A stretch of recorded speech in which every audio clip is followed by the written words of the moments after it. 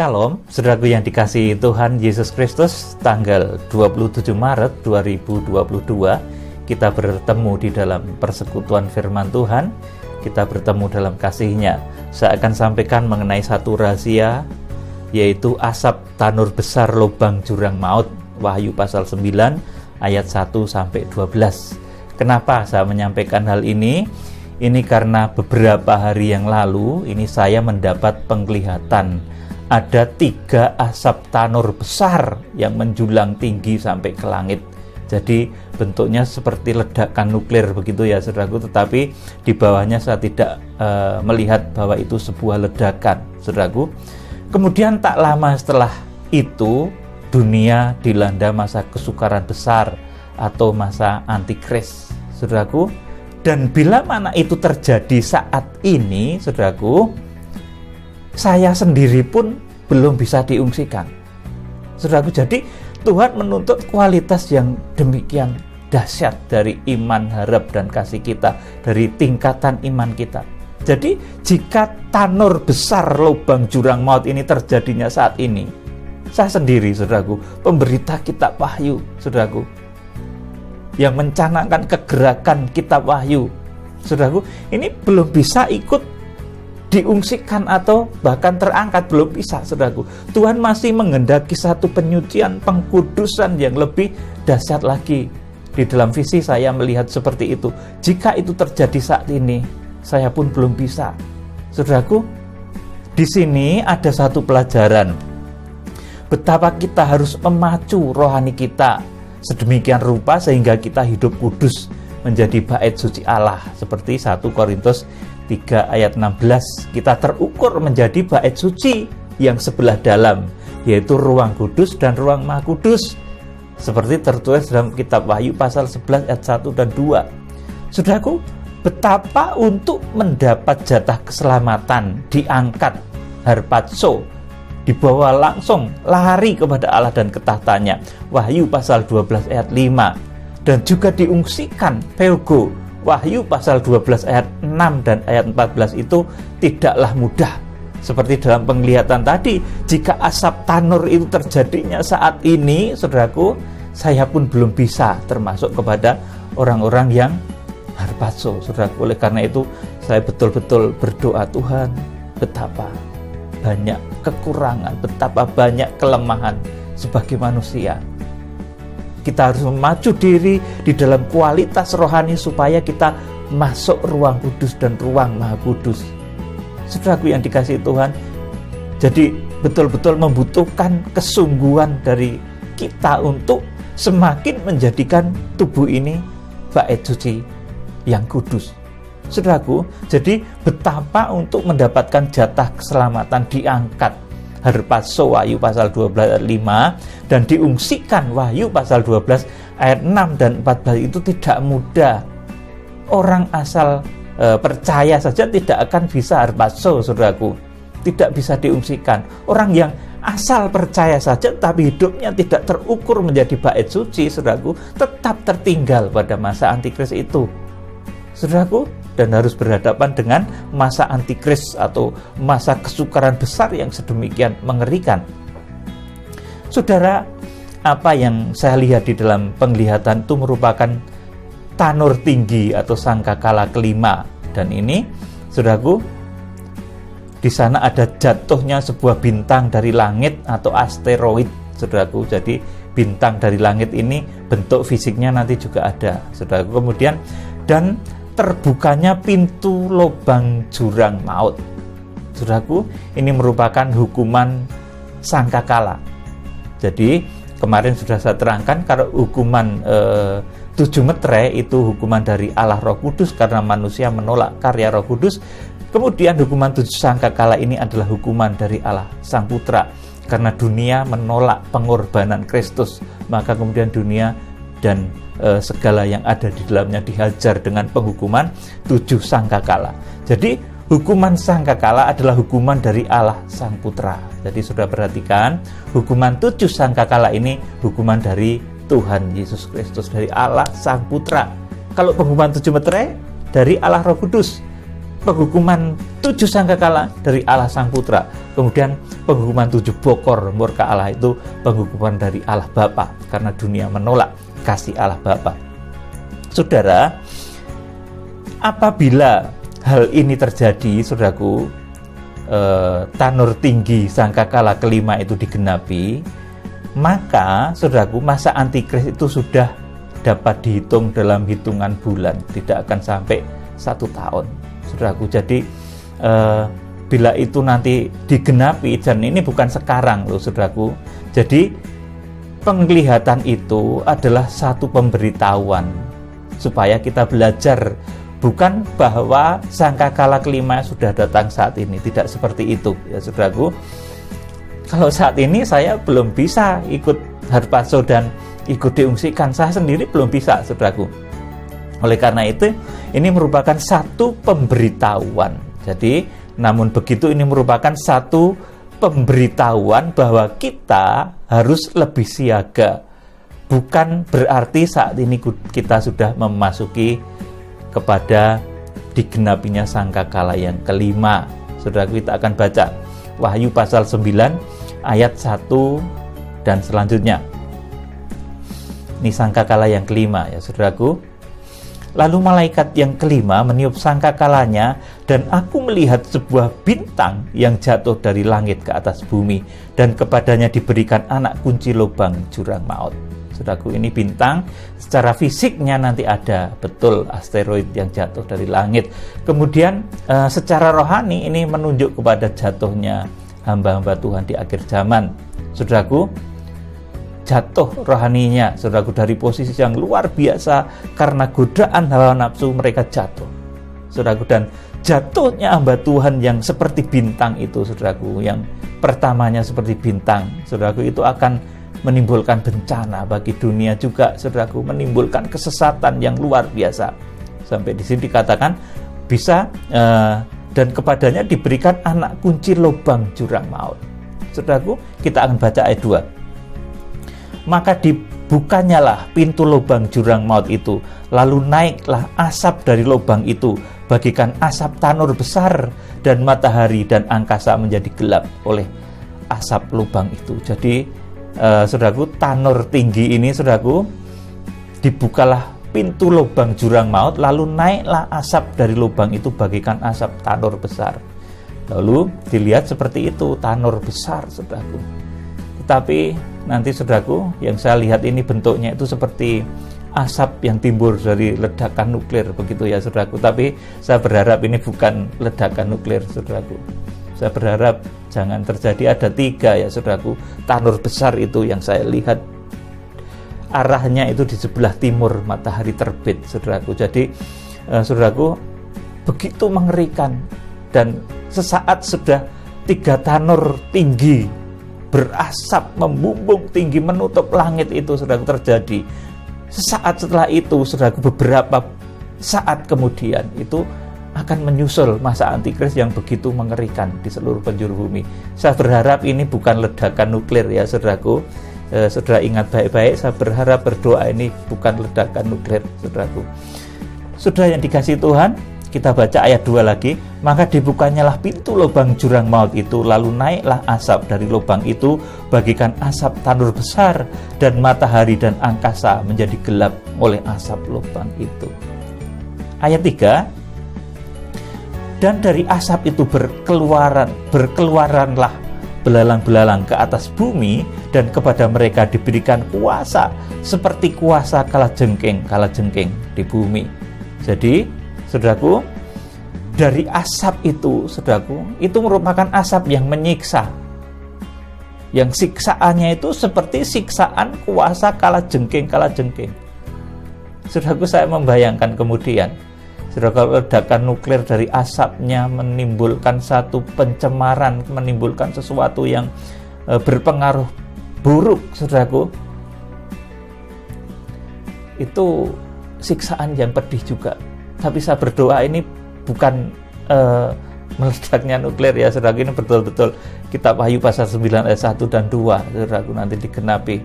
Saudaraku, saat itu terjadi sesuatu siksaan yang begitu pedih, dari asap itu berkeluaranlah belalang-belalang ke atas bumi, dan kepada mereka diberikan kuasa seperti kuasa kalajengking di bumi. Jadi saudaraku, ini kalau saudara melihat, menyaksikan, saudaraku, bahkan secara teori, saudara, kalau bom nuklir itu meletus, saudaraku, itu radiasinya menciptakan berbagai macam penyakit, ada kanker yang ganas, macam-macam lah, saudaraku. Saudaraku, tapi di dalam ayat ini dikatakan dari asap itu menimbulkan radiasi yang menimbulkan siksaan kepada manusia seperti kalajengking di bumi.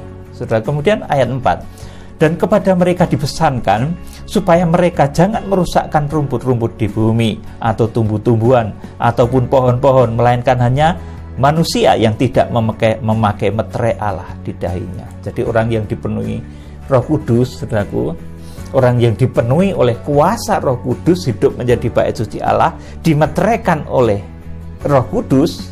Karena Wahyu pasal 9 ini sudah pemeteraian.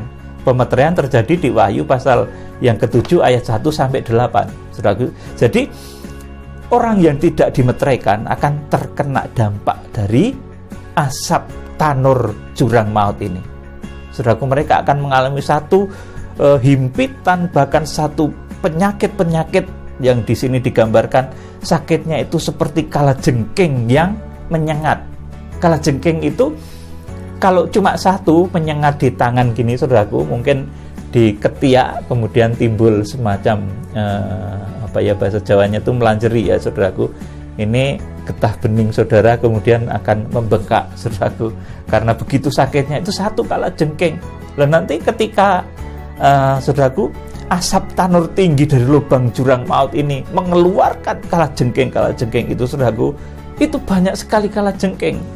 Sudah disengat mungkin 7 kalajengking, itu sudah, saudaraku, demam siang dan malam mungkin, saudaraku. Jadi ini siksaan yang begitu pedih, saudaraku, sangkakala yang ke-5 ini, saudaraku. Dan dari asap itu berkeluaranlah belalang-belalang ke atas bumi, dan kepada mereka diberikan kuasa seperti kuasa kalajengking di bumi. Dan kepada mereka dipesankan supaya mereka jangan merusakkan rumput-rumput di bumi atau tumbuh-tumbuhan ataupun pohon-pohonan, melainkan hanya manusia yang tidak memakai meterai Allah. Saudaraku, jadi kita perlu dimeteraikan oleh Roh Kudus, saudaraku. Kita duluan bahkan dimeteraikannya. Sebelum kegerakan kuda putih kita harus dimeteraikan dahulu menjadi bait suci Allah. Itu di Wahyu pasal yang ke-5. Pentahbisan, saudaraku, kegerakan orang-orang yang akan dipakai dalam kegerakan kuda putih itu di Wahyu pasal 5. Saudara, kemudian Wahyu pasal 6 itu, saudaraku, pelaksanaan kegerakan kuda putih. Wahyu pasal 7 itu kegerakan kuda putih yang tujuannya memeteraikan jumlah bangsa Israel yang masuk di dalam jatah keselamatan di akhir zaman. Ditulis dalam Wahyu pasal 7 ayat 1 sampai 8 itu jumlahnya secara hurufiah 144.000 dari semua keturunan Israel. Ayat yang ke-5 dari Wahyu 9. Dan mereka diperkenankan bukan untuk membunuh manusia, melainkan hanya untuk menyiksa mereka 5 bulan lamanya. Dan siksaan itu seperti siksaan kalajengking apabila ia menyengat manusia. Dan pada masa itu orang-orang akan mencari maut, tetapi mereka tidak akan menemukannya. Dan mereka ingin mati, tetapi maut lari daripada mereka. Amin. Saudaraku, jadi, saudaraku, kalau hal ini terjadi, asap tanur tinggi dari lubang jurang maut ini digenapi, itu masa antikris bisa dihitung. Bahkan lama siksaan di situ cuma 5 bulan, saudaraku. Kalau saudara cermat di dalam memperhatikan pelajaran kitab Wahyu, skema kitab Wahyu, maka penghukuman 7 sangkakala itu juga berjalannya cuma 9 bulan. Ya, saudaraku, sangkakala 1, 2, 3, 4, saudaraku. Disebut juga itu masa kandungan gereja Tuhan. Mulainya Wahyu pasal 8 ayat 1. Dan nanti puncak melahirkannya itu di Wahyu pasal 12 ayat yang ke-5. Maka ia melahirkan seorang anak laki-laki yang akan menggembala segala bangsa dengan gada besi. Nah, dari Wahyu pasal 8 ayat 1, surga sunyi senyap. Itu ketika persekutuan kudus antara surga dan bumi. Tuhan mempersekutui mempelai wanitanya.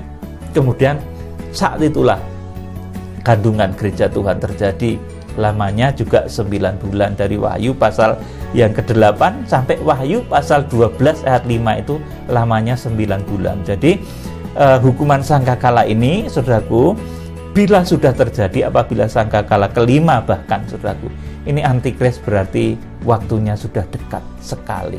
Saudaraku, kita akan melihat ayat yang ke-7, dan rupa belalang-belalang itu sama seperti kuda yang disiapkan untuk peperangan, dan di atas kepala mereka ada sesuatu yang menyerupai mahkota emas, dan muka mereka sama seperti muka manusia,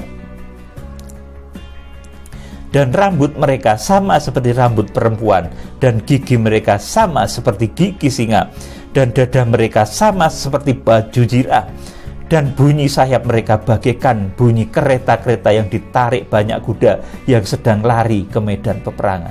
Jadi ini seperti suasana perang, seperti suasana kalau dahulu, saudaraku, suara kereta. Ya kalau sekarang gitu kereta perang itu tank, saudaraku. Jadi, dan bunyi sayap mereka ini bagaikan bunyi, saudaraku, kereta-kereta perang. Kalau sekarang bunyi suara tank yang berderu, saudaraku, yang sedang lari ke medan peperangan. Dan ekor mereka seperti kalajengking, dan ada sengatnya, dan di dalam ekor mereka itu terdapat kuasa mereka untuk menyakiti manusia 5 bulan lamanya. Saudaraku, ini Rasul Yohanes, saudaraku. Saya juga berpikir zaman dahulu itu kalau Rasul Yohanes itu melihat tank, ya saudaraku, dalam bentuk visi, saudaraku, dia melihatnya ya kayak kalajengking, saudaraku. Ada saudaraku, seperti ekornya itu, saudaraku, itu moncong yang untuk menembakkan peluru-peluru itu, saudaraku, keluar asap, saudaraku, dan lain sebagainya. Jadi seperti itu. Rasul Yohanes itu melihat pesawat itu, saudaraku, itu seperti burung-burung yang sedang terbang, pesta burung yang sedang terbang, begitu, saudaraku. Dan kalau melihat tank itu seperti kalajengking, karena waktu itu belum ada pengetahuan tentang tank, tentang pesawat, itu belum ada, saudaraku. Jadi ya pada saat itu dituliskan menurut apa yang dipahami oleh Rasul Yohanes, saudaraku, apa yang dipahami oleh Rasul Yohanes pada saat itu, saudaraku. Kita akan baca selanjutnya. Dan ekor mereka sama seperti kalajengking, ada sengatnya, dan di dalam ekor mereka itu terdapat kuasa mereka untuk menyakiti manusia 5 bulan lamanya. Dan raja yang memerintah mereka ialah malaikat jurang maut, namanya dalam bahasa Ibrani ialah Abaddon, dan dalam bahasa Yunani ialah Apollyon. Celaka yang pertama sudah lewat, sekarang akan menyusul 2 celaka lagi. Amin, saudaraku. Jadi saya memberitahukan saudara bahwa saat ini, saudaraku, kita harus betul-betul menjadikan badan ini bait suci Allah, saudaraku. Dari ujung rambut sampai ujung kaki kita sucikan, kita kuduskan. Jangan kita pakai untuk perbuatan dosa, saudaraku. Jangan sampai kita nanti didapati ketika Wahyu pasal 9 ayat 1 sampai 12 ini terjadi, saudaraku, entah itu nanti wujudnya itu adalah meluncurnya benda dari langit yang menimbulkan satu pancaran-pancaran radiasi yang mematikan, yang menyiksa, seperti siksaan kalajengking, atau mungkin itu wujudnya nanti ternyata adalah nuklir, saudaraku, yang menciptakan radiasi-radiasi yang membuat manusia seluruh bumi ini tersiksa, saudaraku. Dan orang yang menjadi mempelai, saudaraku, orang yang akan diangkat ketika Wahyu pasal 12 ayat ke-5 itu Tuhan belum datang, ya saudaraku. Wahyu pasal 12 ayat 5, harpazo itu Tuhan belum datang, saudaraku, tapi sudah ada yang diangkat. Kemudian ketika pengungsian itu Wahyu pasal 12 ayat yang ke-6 dan ke-14 itu digenapi, kita menjadi orang-orang yang tetap terlindung, terselamatkan. Dan kalau itu terjadi sekarang, saya makanya beberapa hari ini betul-betul berdoa dan memohon kepada Tuhan.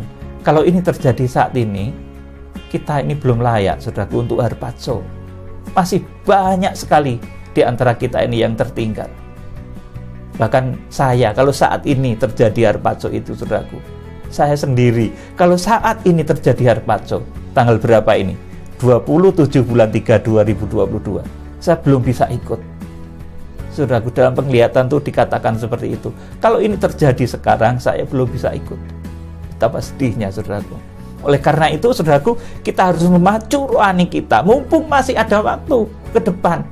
Entah berapa tahun, entah berapa saat, saudaraku, ke depan masih ada waktu untuk kita memacu rohani kita menjadi bait suci yang diberkati oleh Tuhan. Saudaraku yang dikasihi Tuhan, jadi kiranya Tuhan Yesus Kristus memberkati saudara, membimbing saudara menjadi bait sucinya yang kudus, hidup menjadi bait suci Allah yang berkemenangan, yang mendapatkan jaminan keselamatan sampai dengan Wahyu pasal 12 ayat 5 digenapi, sampai dengan harpazo. Harpazo sekali lagi, Wahyu pasal 12 ayat 5 itu Tuhan Yesus belum datang. Saudaraku, datangnya itu di Wahyu pasal yang ke-19. Pengungsian itu Tuhan Yesus juga belum datang. Masih ada waktu 1260 hari lagi Tuhan Yesus baru datang. Saudaraku, kiranya Tuhan memberkati saudara dengan roh hikmat dan wahyu.